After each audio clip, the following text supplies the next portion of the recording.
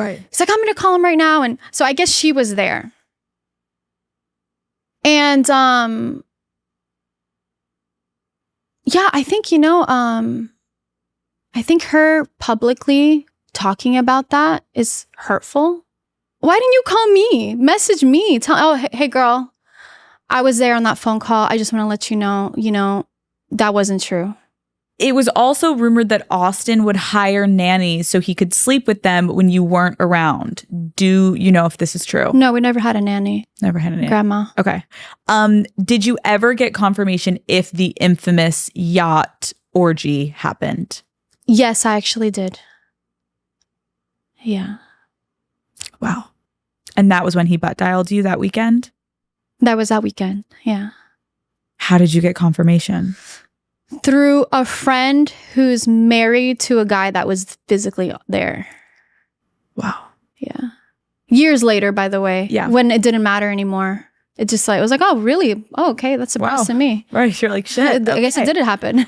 Did Austin really bring his mistress to a charity event you guys threw together at the Staples Center? Yeah. So there was this girl, the girl that I was talking about earlier, the one with the long text. So that was her. Since that information came to light, Austin has completely denied it, said he would have never brought a girl there. That never happened. Like, what do you say to that? To me, it's like, why lie about that?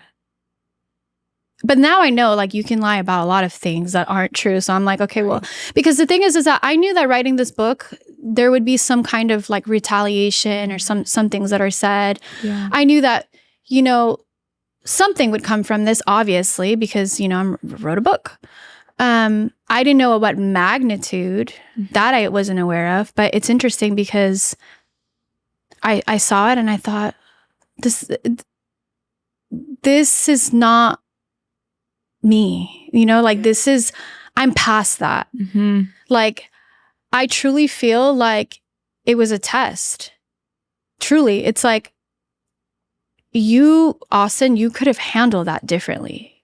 You could have said, I saw, see, she has a book out, and one of the things he said is, I didn't tell him about the book. But the thing is when you go through a divorce, you don't really tell someone what you're doing. You know what I mean? And I had been promoting the book for 2 years. I've been talking about it. So he had seen it. I think if I would have mentioned the book to him privately, he may have wanted to try to stop me from doing it. So it was just something I was doing me, but yeah, I think that,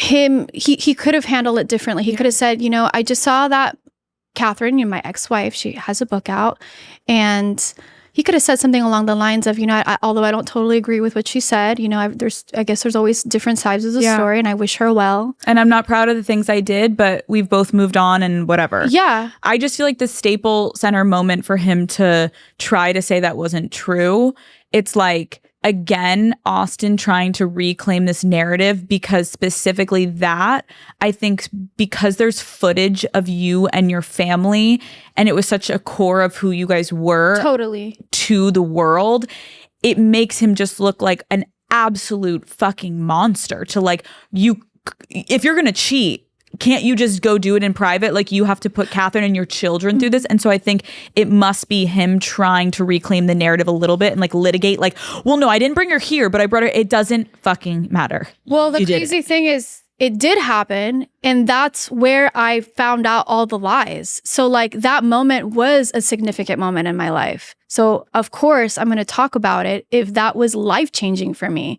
because I was pregnant when all of these things were going on, and I got confirmation from one of his family members saying, I told him not to bring that girl, and da da da da da.